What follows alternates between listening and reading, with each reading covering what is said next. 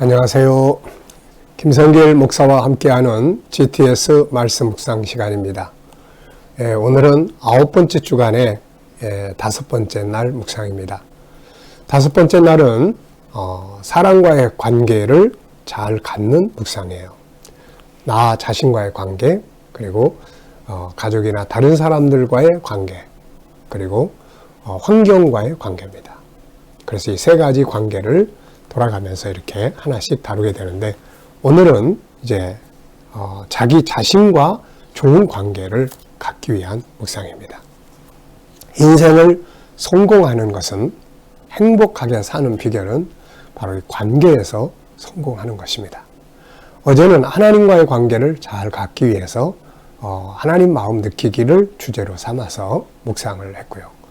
오늘은 이제 먼저 나, 너, 환경, 요 세 가지 중에서 먼저 나 자신과의 관계를 잘 갖기 위한 묵상을 하게 되겠습니다. 자, 그럼 오늘도 먼저 우리 본문 말씀을 한번 같이 읽어보도록 하겠습니다.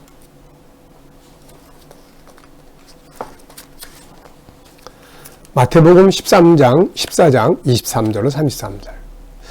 저는 이번 주간에 이 본문을 묵상하면서 이게 참 너무너무 좋은 그런 묵상 내용이다 하는, 그래서 너무 많이 감동을 받고 은혜를 받고 있습니다.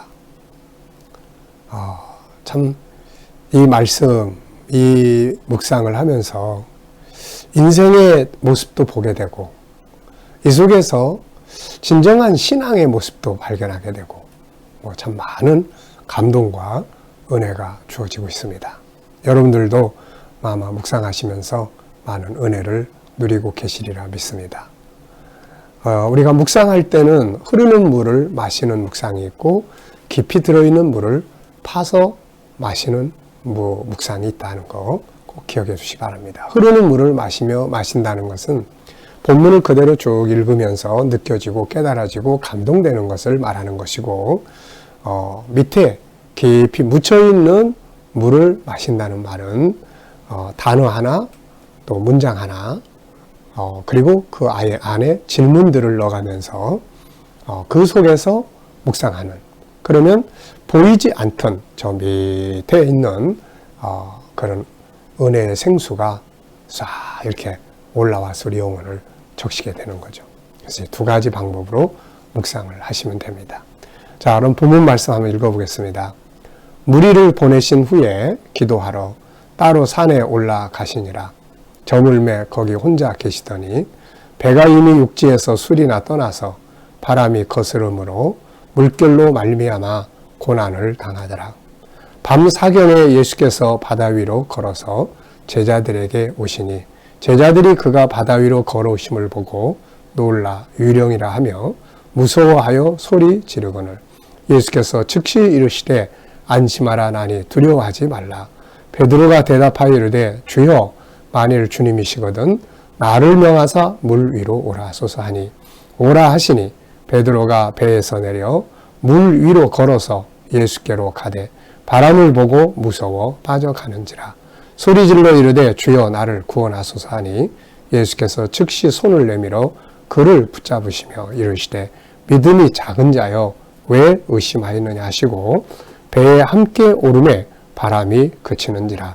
배에 있는 사람들이 예수께 절하며 이르되 진실로 하나님의 아들이로소이다 하더라. 아멘. 자, 그러면 우리 다섯째 날 보겠습니다. 어제 감사한 거 무엇인지 한번 쭉 적어보시기 바랍니다. 또 오늘 하루 시작하면서 감사한 일이 무엇인지 쭉 적어보시기 바랍니다. 저는 주로 어제는 하루 동안의 일과를 어제 했던 걸 쭉 다 적어봐요. 다 적어봅니다. 아침 묵상으로부터 기도, 영상, 또 대만 식구들 교육하는 거, 운동, 점심, 그 다음에 휴식, 그리고 또 이제 밖에 잠깐 나갔다 오는 일들, 또 GCS 정리한 일들, 아들과 통화하는 거, 저녁 기도회 등 이렇게 하루 일과를 쭉 이렇게 그림처럼 이렇게 그려봅니다. 그러다 보면은 그 속에는 힘든 일도 있고 또 여러 가지 어려운 일들도 있고 속상한 일도 만나게 되죠. 그런데 그것 자체가 다 은혜다 하는 것을 느끼게 됩니다. 자, 오늘도 또 이렇게 묵상으로부터 출발하는 은혜를 생각하면서 감사를 적어봤습니다. 자, 여러분들도 어제, 오늘 또 이렇게 감사한 일들 쭉 적어보시기 바랍니다. 자, 1번부터 보겠습니다. 거센 풍랑을 만났을 때 제자들의 마음은 어땠을까? 우리가 힘든 일을 만나면 세상을 살아가면서 힘든 풍랑을 만날 때가 있어요. 그때 마음이 어떻던가요? 네. 두렵고, 걱정되고, 공포감이 밀려오고, 절망감이 밀려오고, 막 그렇죠. 자, 두 번째 질문입니다. 베드로가 주님이심을 알았을 때, 그리고 자신을 무리로 오라고 말씀해달라고 할 때, 그의 마음은 어땠을까? 아마, 위기 속에서, 위급함 속에서의 반가움, 이제 됐다 하는 안심, 그리고 또 다급한 마음, 믿음, 이 속에서 주님을 향해서 주님이시라면 나에게 이렇게 해주세요. 네, 얼마나 참 위로가 되고, 얼마나 그 풍랑이 일어나는 그곳에 주님이 오셨다는 것이 얼마나 감격적인 일입니까? 그 속에서 베드로가 말씀을 주세요. 오라 하소서, 이런 말씀을 했던 것 같아요. 왜 그는 주님께 말씀을 구했을까? 저는 이게 참 궁금해요. 예수님, 우리 좀 도와주세요. 이렇게 하는 게 보통 일반적일 것 같은데, 나를 무리로 오라고 하소서. 말씀을 구했단 말이죠. 그래서 저는 두 가지를 생각을 해봤어요. 하나는 베드로가 일단은 주님이라는 것을 확인하고, 그리고 신뢰하고 있기 때문에 예수님이 어떤 말씀을 주시면 그게 그대로 이루어진다고 하는 거기에 대한 어떤 신뢰감을 가지고 있지 않았을까.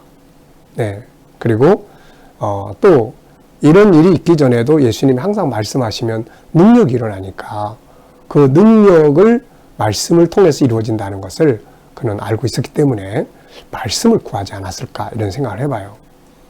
우리가 주님 앞에 구할 때 이렇게 주님 말씀을 내게 주세요. 그 말씀을 구하는 게 참 좋은 일이죠. 이게 문제를 푸는 답은 어디에 있다고 생각하는가? 지금 이 바다에서 일어난 이 풍랑 속에서의 답은 두 곳에 있습니다. 두 군데서. 하나는 예수님께 있었고, 또 하나는 그분의 입에서 나오는 말씀에서 답이 있었던 거죠. 네. 그래서 예수님, 그리고 예수님의 말씀이 있다는 것이 우리들에게 큰 행복이고 축복이죠. 이게 복입니다. 자, 세 번째입니다. 베드로가 주님을 보고 그분의 말씀을 의지할 때는 바다 위를 걸었죠. 그런데 바람을 볼 때 빠지기 시작했는데 이때 그의 마음은 어땠을까? 주님의 말씀이 딱 들려왔을 때는 그 마음속에 딴 생각이 없었던 것 같아요. 그냥 말씀이 딱 떨어지니까 배 위에서 딱 내려가지고 터벅터벅 하는, 자기 생각이 없었던 것 같아요. 오직 말씀이 그냥 꽉 채워지고 주님을만 보는 고개 꽉 채워져 가지고 시선이 주님을 향하고 귀가 주님의 말씀에 확 새겨져 있고 그 마음은 오로지 거기에만 집중돼 있을 때 어떻게 보면은 현실을 잊어버린 거죠. 현실을. 자기가 바다 위에 서 있다는 거. 이게 바로 기적을 만드는 삶인 것 같아요. 그만큼 우리가 주님께 집중하고 그분의 말씀에 집중해서 그 두 가지가 내 마음을 꽉 채우면 우리가 기적을 만들어 낼 수 있을 것 같아요. 그런데 가다가 빠집니다. 그때의 베드로의 마음에는 갑자기 눈앞에 현장이 보이기 시작하는 거죠. 그게 탁 들어오는 거예요. 시퍼런 바다, 출렁이는 물결, 그리고 불어대는 바람, 이걸 딱 보자마자 막 빠져들어가기 시작을 하는 거죠. 이게. 참 우리가 이 두 가지의 차이점에 대해서 정말 우리가 많이 생각하고 연구를 해야 될 부분이에요. 네. 무리로 걸을 때 얼마나 기뻤겠습니까? 얼마나 감사했겠어요. 그리고 반면에 현실에 빠져들어갈 때, 물속에 빠져들어갈 때 얼마나 두려웠겠습니까? 정신이 번쩍 났겠죠. 이제 야, 내가 이거 그러면서. 네. 그때 이제 베드로는 바다에 빠지기 시작할 때 소리를 질러 구원해 달라고 합니다. 이때 그의 마음은 어땠을까? 아마 절박한, 갑자기 또 두려움 속에 빠지게 되는 것 같아요. 그래서 우리도 어떤 때는 말씀에 의지하면 평안했다가 말씀을 멀리하고 또 현실을 보면 막 고민하고 막 괴로워하고 당황하고, 아마 이 상황이 계속 반복되는 것이 우리들의 삶의 모습이 아닌가 싶습니다. 그러나 감사한 것은 주님이 계시고 그분의 말씀이 있으니까 우리가 항상 주님을 향하고 말씀을 향하면 평안함을 얻게 된다는 것. 이거는 우리가 항상 누릴 수 있는 은혜고 복이에요. 나는 어려운 상황에 빠져들어갈 때 어떻게 하고 있는가? 두려워만 하고 있는가? 절망만 하고 있는가? 아니면 베드로처럼 주여, 이때 부를 이름은 바로 주여예요. 주여, 주여 나를 구원하소서. 주여. 사람의 이름이 아니고, 어렵고 힘든 일을 만날 때 불러야 될 이름은 사람의 이름이 아니고 바로 주여라는 이름입니다. 네. 자, 네 번째는 나와의 관계 확인하기입니다. 자, 오늘은 자신과의 관계가 어떤지를 우리가 묵상을 하는 날이에요. 내가 만약에 이런 풍랑 속에 있었다면 나는 어떨까? 나는 어떻게 행동을 했을까? 네. 나도 베드로처럼 주여 내게 말씀을 주세요라고 할 수 있을까? 네. 한번 우리가 생각을 해보시고요. 자, 우리가 평상시에 여러분들 어떠십니까? 자기 자신에 대해서 어떻게 평가를 하고 계시나요? 자기의 내면의 세계 속에 어떤 그림이 그려져 있나요? 자화상이라는 말 많이 들어보셨죠? 자기 자신에 대해서 안 좋은 자화상을 그려가지고 사는 분들이 더러 계세요. 에휴, 바보같이. 나는 안 돼. 난 맨날 해봐야 실패해. 왜 나는 세상에 태어났지? 난 내가 너무 싫어. 네. 이런 자화상들이에요. 그래서 이런 걸 우리가 바꿔야 합니다. 그래서 창세기 1장 27절, 28절의 자화상을 우리가 가져야 돼요. 하나님을 닮은 자녀의 자화상. 위대한 자화상이잖아요. 세상을 다스릴 수 있는 승리자의 자화상. 그게 하나님이 우리를 만들어주신 목적이거든요. 근데 세상에 살다 보면은, 세상에 와서 살다 보면은 세상의 잘못된 물질적 가치나 약육양식의 힘의 논리에 의해서 자기 자화상이 만들어져요. 사람들이 너 왜 이렇게 맨날 못해? 그러면 그걸 그대로 받아들여서 아유, 못난 놈, 나는 못해, 난 안 되는 놈이야, 이렇게 스스로를 규정하고 사는 경우가 많아요. 근데 세상에서 말하는 건 다 자기들의 입장이고 잘못된 가치관을 기준으로 하는 거예요. 그래서 우리가 그런 자화상 버리고 말씀이 보여주는 자화상을 우리가 갖는 것이 아주 중요한 일입니다. 또 여러분들은 어떠세요? 막 이렇게 자기가 뭔가 잘못하고 그럴 때 스스로 학대합니까? 아니면은 자기 자신에 대해서 지지하고 공감해주고 또 존중히 여겨줍니까? 자기와의 관계가 참 중요해요. 자신을 비하하고 학대하고 있지 않는가? 자, 자기를 존중하기 위한 방법들이 뭔가? 우리 G7에서는 자기 존중법 15가지를 소개합니다. 그래서 요 밑에 15가지, 네, 하나님과의 파트너십 강화하기, 여기까지 16가지인데 셀프 힐링에다가 집어넣으면 돼요.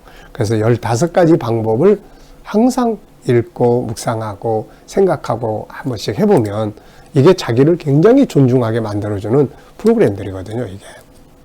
자, 자신의 존귀한 가치 인정하기, 자기와 인사하기, 존귀한 언어 사용하기, 업무 속에 있는 존귀한 의미 찾기, 자기 연구와 이해하기, 자기 수용하기, 자기에 대한 희망 갖기, 사랑 고백하기, 위로와 칭찬, 감사하기, 자기와 대화하기, 자기에게 편지 쓰기, 또 자기 충전하기, 셀프 치유하기, 자기의 것 찾아서 소중히 여기기, 행복 프로그램 짜기.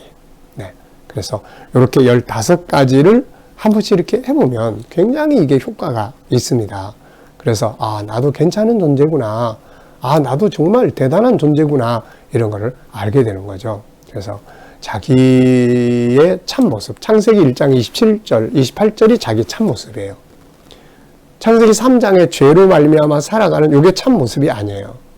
그래서 이 창세기 1장 27절, 28절을 보면서 세상에서 제일 중요한 것 중에 하나가 바로 자기를 존중할 줄 아는 겁니다.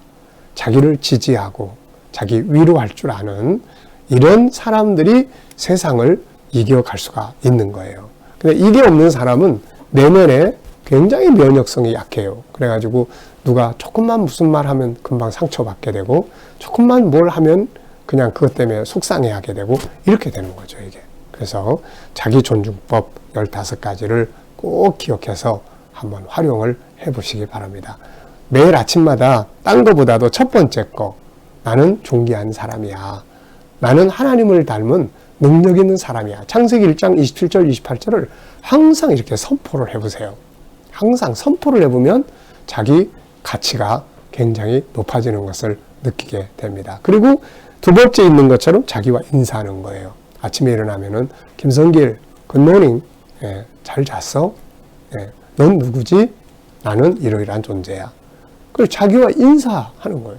딴 사람하고만 인사하지 말고. 그래서 이런 부분들을 하면 자기가 생명력을 갖게 되는 거예요, 이게. 네, 저와 여러분 속에는 하나님을 닮은 놀라운 능력의 보물, 하나님 형상이 들어있습니다. 그래서 당신이 보물입니다라는 말을 하는 거예요. 이 보물을 아주 친하게 지내면서 존중하고 개발하고 발전시키면 세상을 승리할 수 있는 비결이 그 안에 담겨져 있는 것이죠. 자, 오늘도 묵상과 함께 행복하고 좋은 하루가 되시기 바랍니다. 주님께서 그 풍랑이 일어나는 그 밤중에 제자들에게 오셨어요. 제자들을 사랑하기 때문에 오늘 주님은 우리의 삶의 고난과 고통받는 현장에 우리 혼자 두지 않으시고 그분을 함께 참여하신다는 것을 꼭 기억하시고 그분의 말씀을 받아서 우리도 바다 위를 걷는 이런 승리의 삶이 되시기 바랍니다. 기도하고 마치겠습니다. 주님 감사합니다. 오늘도 묵상과 함께 시작합니다. 하루 주님과 함께 동행하며 말씀을 통하여 승리하는 하루 되게 주옵소서.